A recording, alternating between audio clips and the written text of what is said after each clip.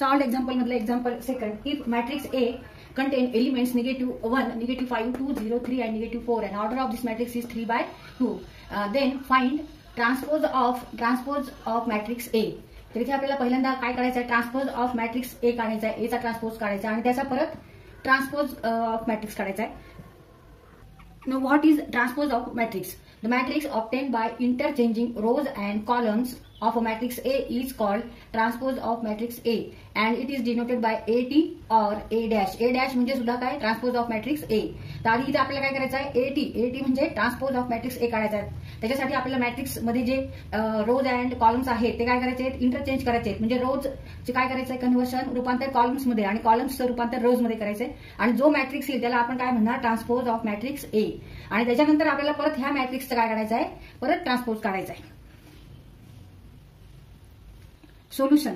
Matrix A contains elements -1, -5, 2, 0 and 3 and -4 and order of this matrix is 3/4, 3/2, 3/2 where 3 number of rows and 2 is here number of columns. आता ह्या मॅट्रिक्सचा आपल्याला transpose of matrix A काढायचा आहे. तर आपल्याला change काय करायचं आहे, कॉलम्सचं रो मध्ये रूपांतर आणि रोजचं कॉलम मध्ये. मग आता इथे ह्या मॅट्रिक्सचा रो नंबर किती आहे, 3 आहे. First row, second row, third row आणि कॉलम किती आहेत, फर्स्ट कॉलम, सेकंड कॉलम. जेव्हा आपण ट्रान्सपोज ऑफ मॅट्रिक्स A काढणार आहोत त्यावेळेस रोज नंबर ऑफ रोज किती होणार आहे, only 2. Number of rose now 2 and number of columns 3 होणार आहे. तर आता आपण ट्रान्सपोज ऑफ मॅट्रिक्स A काढू.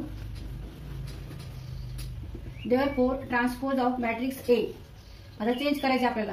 हा कॉलम आहे, हा फर्स्ट कॉलम आहे. हा फर्स्ट कॉलम कुठे गेला पाहिजे, फर्स्ट रो झाला पाहिजे त्याचा. म्हणजे सगळे एलिमेंट आपण इथे लिहायचे, -1, 2 अँड 3. सेकंड कॉलमचे एलिमेंट्स इथे सेकंड रो होणार आहे, -5, 0 अँड 4. तिथे आपण कॉलम आणि रोज इंटरचेंज केले. आता ह्याची ऑर्डर काय येणार आहे, ट्रान्सपोज ऑफ मॅट्रिक्स A ची ऑर्डर. रोज किती आहेत, फर्स्ट अँड सेकंड 2 म्हणजे 2 रोज आहेत आणि कॉलम्स किती आहेत, फर्स्ट कॉलम, सेकंड कॉलम आणि थर्ड कॉलम. कॉलम्स आहे 3. म्हणजे इथे 3/2 होता ऑर्डर ह्या मॅट्रिक्सची, इथे मात्र 2/3 ट्रान्सपोज ऑफ मॅट्रिक्स A ची झाली. आता ह्याचा परत आपल्याला काय करायचं आहे, ट्रान्सपोज घ्यायचा आहे. ट्रान्सपोज ऑफ मॅट्रिक्स A म्हणजे परत इथे रोज आणि कॉलम्स इंटरचेंज करायचे ह्या मॅट्रिक्सचे. आता इथे हा कॉलम आहे, फर्स्ट कॉलम, हा आपल्याला काय करायचा आहे, रो करायचा ह्याचा. म्हणजे -1, -5. हा सेकंड कॉलम आहे, सेकंड कॉलमचा आपल्याला रो करायचा आहे, 2, 0 अँड 3, 4. इथे -4 लिहायचं आहे, -4. तिथे आपण इंटरचेंज केलं. आता ह्याची ऑर्डर काय येणार आहे, ह्या मॅट्रिक्सची 3 rows and 2 columns. 3 rows, first row, second row, third row. Column किती आहे, 2, first column and second column. 3 rows, first row, second row, third row and 2 columns, first column and second column. आता हा matrix आणि हा matrix, original matrix आणि हा आपण इथे लिहिलेला मॅट्रिक्स, हा कसे आहेत, सेम आहेत. त्याच्यात कॉलमचे जे एलिमेंट्स आहेत ते सेम आहे, -1, 2, 3, -1, 2, 3. सेकंड कॉलमचे एलिमेंट्स -5, 0, -4, -5, 0, -4 आणि ऑर्डर 3/2 अँड 3/2. ह्यावरून आपण काय लिहू शकतो, A equal to transpose of matrix A.